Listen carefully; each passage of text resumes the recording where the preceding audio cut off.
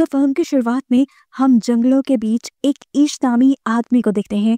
वो एक बायोलॉजिस्ट है और अपनी रिसर्च के सिलसिले में वो शहर से कई दूर जंगलों में रह रहा है। एक दिन इसी रिसर्च के दौरान उसे जंगल से एक जहरीला सांप काट जाता है। वो बहुत ज्यादा पैनिक हो गया और यहाँ उसका फोन भी गिर गया। किसी को वो अब मदद के लिए भी नहीं बुला सकता था। खुद ही उसने अपना हाथ सक करके जहर को निकालने की कोशिश की, लेकिन इससे भी काम नहीं बना। घर जाकर उसने कट भी लगा दिया, लेकिन देर हो चुकी थी। जहर उसके जिस्म में फैल रहा था और उसे अजीबोगरीब हेलुसिनेशंस हो रहे थे। वो कई दिन ऐसे ही पड़ा रहा। उसे लेने के लिए एक दिन बहुत से साइंटिस्ट भी यहाँ पे आए। उसे थोड़ा थोड़ा इस चीज का होश था। वो अभी भी जिंदा था, लेकिन उसके जिस्म में बिल्कुल भी ताकत नहीं थी। उसने हिम्मत करके इन लोगों को बुलाने की कोशिश तो की, लेकिन आवाज ना कर पाया। और ऐसे सब लोग ये जानकर यहाँ से चले गए कि ऐश यहाँ पर नहीं है। सीन कट होकर कुछ दिन बाद का हमें सीन दिखाया गया। उसने हाथ पे जो कट लगाया था, वहां से उसकी बॉडी से जहर बाहर निकलता रहा और जो थोड़ा बहुत जहर उसके दिमाग पे असर कर गया था, वो भी अब ठीक होने लगा था। बस उसे थोड़े बहुत हेलुसिनेशंस होते थे। होश में आने पर उसने फौरन शहर के हॉस्पिटल जाने का फैसला किया, अपनी गाड़ी साफ की और शहर की तरफ निकल गया। लेकिन एक अजीब चीज जो वो नोटिस कर रहा था, सड़कों पर कोई गाड़ी नहीं थी और जब वो शहर पर पहुंचा तो वहाँ कोई इंसान जिंदा नजर नहीं आया उसे। सभी बिल्डिंग्स खाली पड़ी थी। ये देखकर वो पैनिक हो गया। यहाँ पर एक पेंडेमिक यानी एक वबा फैली थी। ये वबा इतनी खतरनाक थी कि इसने चंद ही दिनों में सारी की सारी आबादी को मार डाला। इश्क क्योंकि एक बायोलॉजिस्ट था, वो समझ गया कि काफी दिन वो आबादी से दूर रहा, इसीलिए इस बीमारी ने उसके ऊपर हमला नहीं किया और वो सरवाइव कर गया। जाहिर सी बात है, आबादी खत्म हो गई है तो ना कोई हुकूमत रही है और ना ही यहाँ कोई भी किसी भी चीज का मालिक रहा है। इसको यहाँ फौरन अपने पेरेंट्स का ख्याल आया। तेजी से वो गाड़ी घुमाते हुए जब घर गया तो उसने देखा कि उसके पेरेंट्स कई दिनों से मरे हुए थे और उनकी बॉडीज की हालत भी बहुत ज्यादा खराब थी। वो बहुत रोया, लेकिन फिर उसने हिम्मत पकड़ी और अपने ही घर के बाहर उसने कब्र खोदकर उनकी बॉडीज को दफन कर दिया। सुबह उठकर भी उसने पूरा शहर देखा, कोई और सर्वाइवर जिंदा नहीं था। ये बात सोचते ही उसने फैसला किया कि वो एक दूसरे शहर जाएगा। उसने लॉस वेगस जाने का डिसाइड किया। कुछ जरूरत का सामान और गन लेते हुए वो निकल गया, लेकिन ब्रिज जो लॉस वेगस की तरफ जाता था वो भी सील था। उसे बहुत गुस्सा आया और लंबा रास्ता लेकर जैसे ही वो लॉस वेगस पहुंचा तो देखा कि यहाँ पे भी सभी लोग मारे गए। मॉल्स, बड़े बड़े होटल्स, कैसीनोस सब खाली थे। थक हार कर वो एक होटल में चला जाता है, वहाँ रात गुजारता है और महंगी चीजें एंजॉय करता है, क्योंकि अब ये सब कुछ उसके लिए फ्री था। वो अपनी उम्मीद खो चुका था कि उसे कोई मिलेगा, लेकिन लकीली अगली ही रात उसे 2 लोग मिले। ये दोनों ही सरवाइव कर गए थे उस बीमारी से। लड़की ने अपनी दुखिया कहानी बताई कि उसने अपनी फैमिली को वीडियो कॉल पे मरते देखा है और अब उसे जीने की कोई उम्मीद नहीं, जबकि ये आदमी भी मरना ही चाहता था, क्योंकि ऐसी अकेली दुनिया में वो सरवाइव नहीं कर सकता था। आज रात के लिए ये लोग भी इश्क के साथ स्टे करते हैं, लेकिन सुबह होने पर इन लोगों के इरादे इश्क को खतरनाक लगे। उस आदमी के पास एक गन थी और वो तीनों को मारने का इरादा रखता था ताकि तीनों की मौत आसान हो जाए, लेकिन इश्क को जीना था, इसलिए वो उठकर वहां से बाहर निकल गया और पीछे उसे गोलियां चलने की आवाजें सुनाई दी। यानी उन दोनों ने अपनी जान ले ली थी। इस हादसे ने उसे और भी ज्यादा तोड़ दिया था। उसे शिद्दत से एहसास हो रहा था कि अब वो पूरी दुनिया में अकेला ही रह गया है। तेज गाड़ी चलाते हुए वो अपने घर वापस लौट आया। रास्ते में उसकी गाड़ी के सामने एक डॉग भी आ गया था। वो डॉग भी बिल्कुल इश्क की तरह अकेला था। इश्क ने इसे अपना साथी बना लिया और उसे जीने की एक नई उम्मीद मिली। इसने एक नई सिरे से अपनी लाइफ गुजारना शुरू की, सर्वाइवल की किताबें पढ़ना शुरू। खाने पीने की तो यहाँ कोई कमी नहीं थी, कमाने की अब जरूरत भी नहीं थी। रोज काम करने के वक्त वो पूरे टाउन में घूमता था इस उम्मीद से कि शायद उन्हें कोई सर्वाइवर मिल जाए, लेकिन हर रोज वो ना उम्मीद लौटता था। एक दिन वो जब चाय पीते हुए अपने डॉग के साथ विंडो के पास खड़ा था तो तभी उसका डॉग अचानक से भौंकने लगा, क्योंकि उसे किसी इंसान के होने का पता चला था। दूर एक घर में से धुआं निकल रहा था। साफ मतलब था कि वहाँ पे कोई इंसान हो सकता है। फौरन उसने गाड़ी निकाली और उस घर की तरफ बढ़ गया जहाँ से धुआं दिखाई दे रहा था। किस्मत से वहाँ पे एक लड़की थी जो उसे देखकर तो डर गई। इसने उसे यकीन दिलाया कि वो उसे नुकसान पहुंचाने नहीं आया, वो खुद भी एक अकेला इंसान है और किसी दूसरे सर्वाइवर की तलाश कर रहा है। ये बात सुनकर उस लड़की ने उसे अपने घर आने की इजाजत दे दी। इस लड़की का नाम था एमा। इन दोनों की बातों से हमें पता चलता है कि उस पेंडेमिक को लगभग 1 साल गुजर चुका है। एमा और इश दोनों ने ही इस पूरे 1 साल में उन दोनों के अलावा किसी दूसरे सर्वाइवर को नहीं देखा। ये दोनों खुश थे कि उन्हें एक दूसरे का साथ मिल गया, नहीं तो अकेले जिंदगी गुजारना बहुत ज्यादा मुश्किल हो रही थी। ये लोग डिप्रेशन में जा रहे थे क्योंकि इंसान सोसाइटी में रहने का आदी है। अकेले रहकर उनकी दिमागी हालत काफी हद तक खराब हो चुकी थी। इन दोनों ने फैसला किया कि ये दोनों एक साथ ईश के घर पे रहेंगे, क्योंकि ईश के घर के बहुत पास जनरल स्टोर भी था जहाँ पर खाने की सप्लाईज थी, और ईश ने वैसे भी अपने घर पे बहुत सारी चीजें स्टोर भी की हुई थी जिनसे इनका जीना आसान हो सकता था। एमा भी ईश के घर आ जाती है। यहाँ पर जब ये दोनों एक साथ रहना शुरू करते हैं तो इनकी जिंदगी पहले से काफी बेहतर हो चुकी थी। एमा ईश का काफी सारे कामों में साथ देती है, वो ईश का हुलिया ठीक करती है, और साथ ही साथ ये लोग ईश के घर की रेनोवेशन भी स्टार्ट कर देते हैं, क्योंकि ईश ने इस पूरे 1 साल में अपने घर पर ध्यान नहीं दिया था। एक साथ काम करने के लिए ये रोज सुबह उठते और अपना टारगेट पूरा करते। ये दोनों ये भी समझते थे कि अगर दुनिया में सिर्फ ये 2 ही लोग बचे हैं तो अब इन्हें आबादी भी बढ़ानी चाहिए। पहले तो ये दोनों का फैसला था, लेकिन ईश को जब पता चला कि एमा प्रेग्नेंट हो गई है तब वो बहुत ज्यादा डर गया। उसे डर था कि क्या उसके बच्चे इस अजीब से दुनिया में सरवाइव कर पाएंगे। एमा उसे हौसला देती है कि सब बेहतर हो जाएगा। ईश जो कि एक बायोलॉजिस्ट था, वो बुक से पढ़कर बच्चे के पैदा होने के तरीके देखने लग जाता है, क्योंकि वो जानता था कि ये दोनों अकेले हैं और उन्हें ये काम खुद ही करना पड़ेगा। साथ ही ये दोनों इस घर को परफेक्ट करने की भी कोशिश कर रहे थे। ईश ने यहाँ पे सोलर पैनल्स भी लगा लिए थे ताकि उनके घर में इलेक्ट्रिसिटी की कमी ना हो। पेंडेमिक को क्योंकि काफी वक्त गुजर गया था, शहर भी जंगल की तरह बनने लगे और जंगल के जानवर शहरी इलाकों की तरफ आने लगे। उनके लिए ये बड़ा खतरा बनता जा रहा था, इसलिए उन्होंने अपने घर के इर्द गिर्द एक बाड़ बना ली और इन जानवरों से बचने के लिए अपने पास कुछ हथियार भी रख लिए। इन लोगों ने खुद भी बहुत से पालतू जानवर पाल लिए थे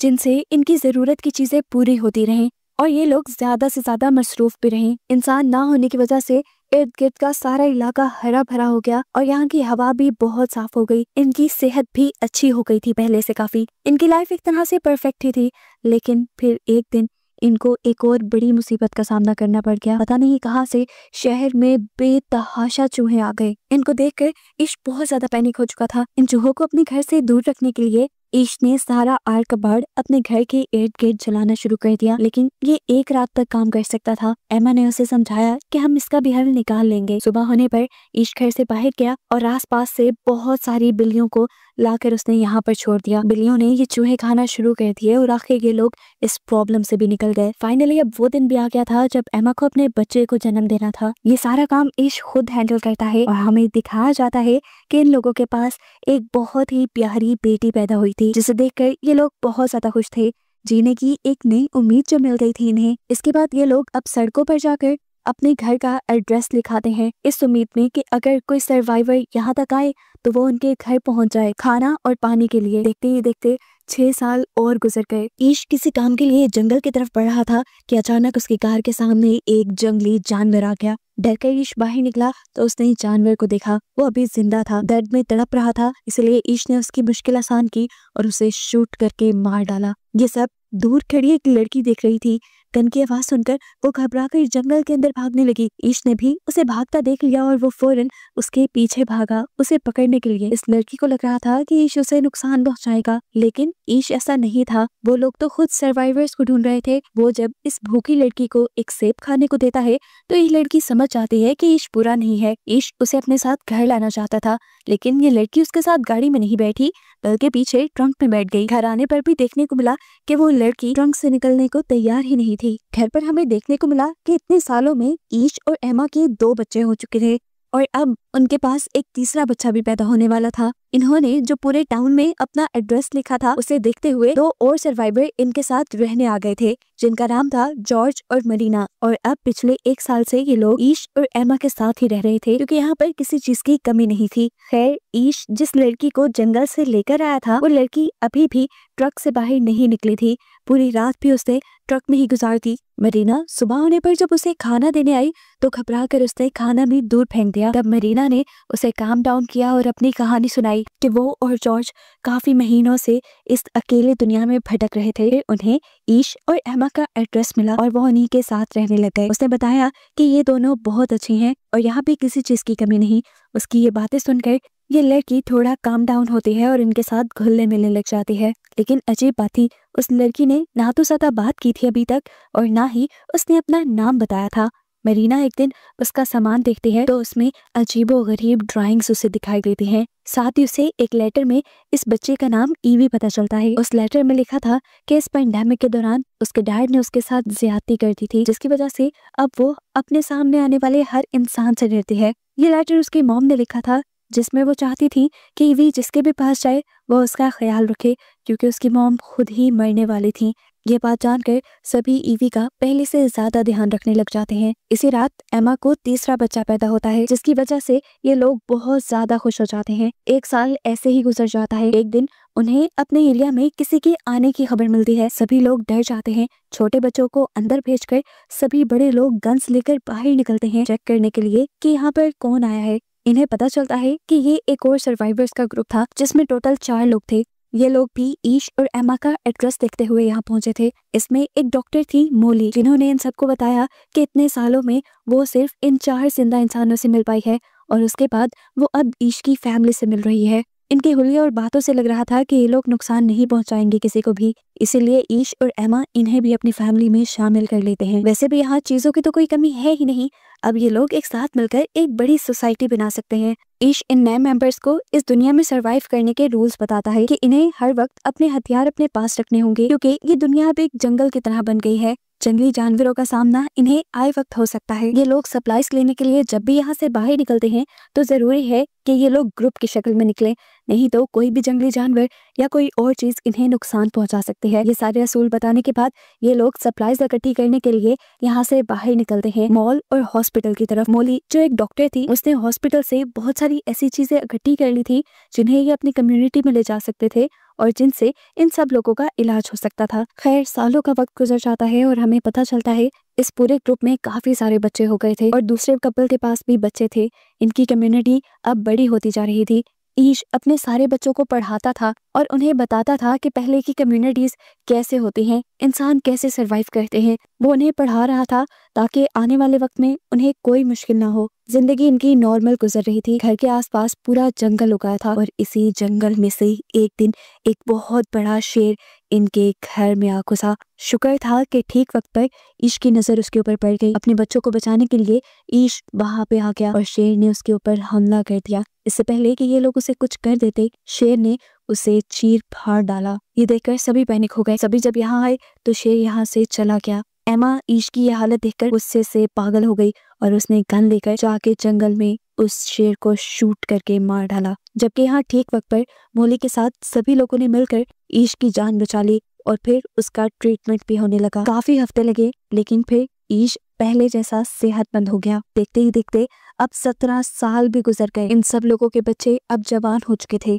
हमें पता चलता है कि इतने सालों बाद ईश की बड़ी बेटी हैदर उनके ही ग्रुप के एक लड़के में इन्वॉल्व होने लगी। इनकी दोस्ती काफी अच्छी थी और इनकी दोस्ती से किसी को भी एतराज नहीं था, क्योंकि इन्हीं सब लोगों ने आपस में रिलेशन बनाने थे। हैदर और ये लड़का अब इस दुनिया को एक्सप्लोर करने और सर्वाइवर्स ढूंढने की उम्मीद में इस टाउन से बाहर जाना चाहते थे।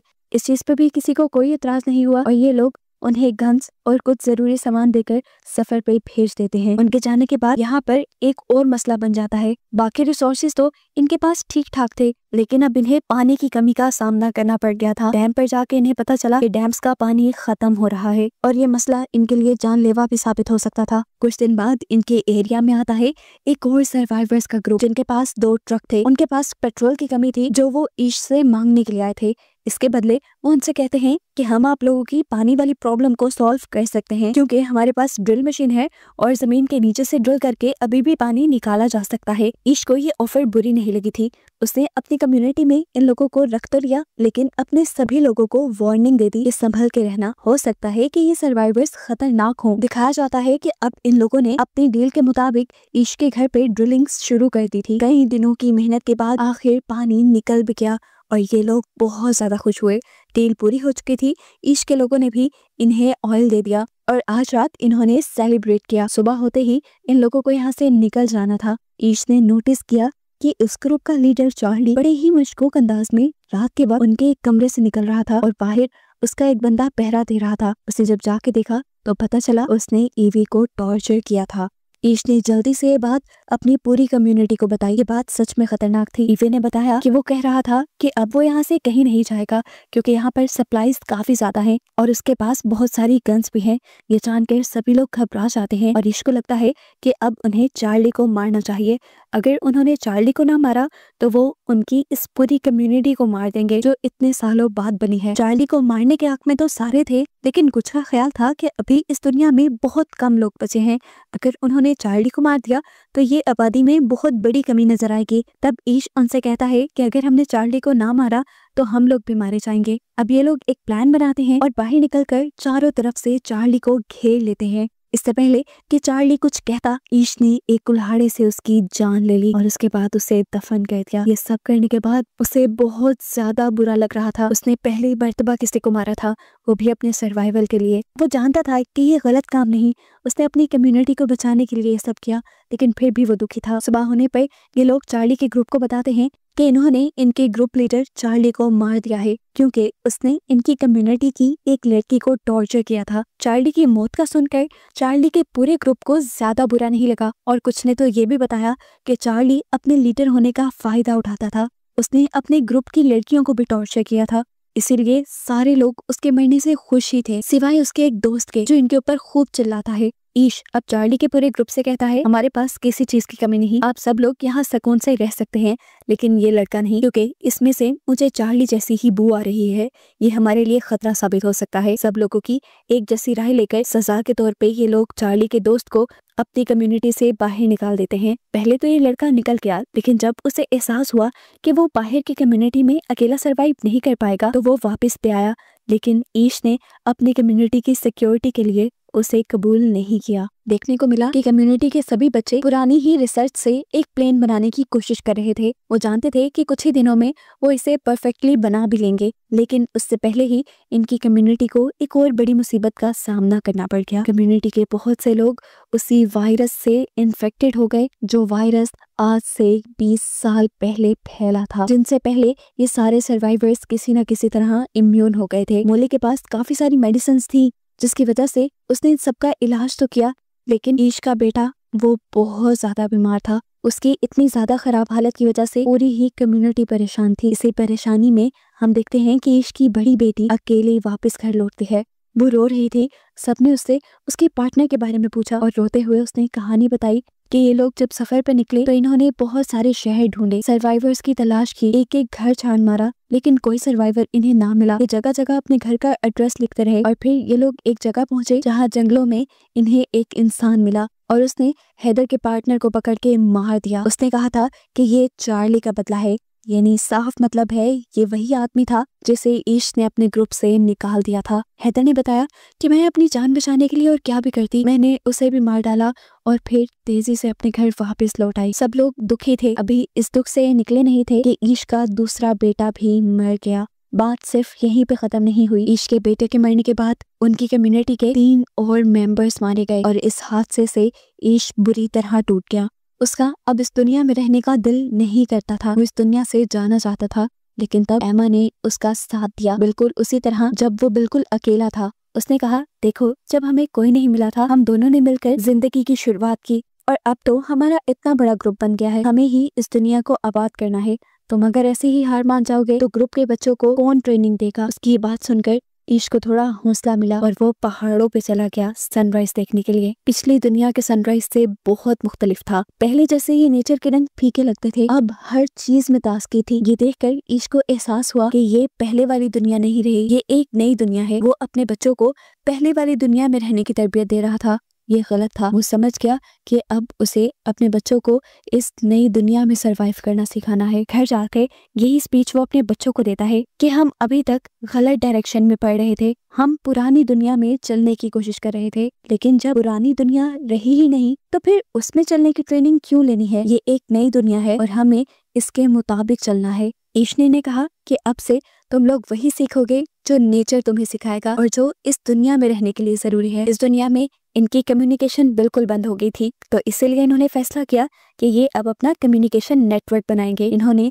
दोबारा से एक नया रेडियो बनाया जिनसे इनकी कम्युनिकेशन स्ट्रॉन्ग हो गई। इसके बाद आए दिन ईश नए नए सोशल इवेंट्स रखने लगा, जिसमें बच्चों को एहसास हुआ कि कैसे सभी इंसान मिलजुल कर जिंदगी गुजारते हैं। ईश ने अब अपनी ये कोशिश अपने तक नहीं रखी, उसने अपनी कम्युनिटी से बाहर निकलकर अपने शहर को भी रेनोवेट करना शुरू किया, दोबारा होटल्स को आबाद किया और फिर अपने आसपास के शहरों को भी ठीक करने का इरादा कर लिया। फिल्म के पोस्ट क्रेडिट सीन में हमें बूढ़े ईश को उसके पोते के साथ दिखाया जाता है, जो उसे की सारी कहानी बता रहा था। वो उसे कहता है कि ये दुनिया बिल्कुल हमारी ही पीढ़ी है, जिसे अब तुमने आगे बढ़ाना है। ये कहते हुए ही ये कहानी यहाँ पर खत्म हो जाती है।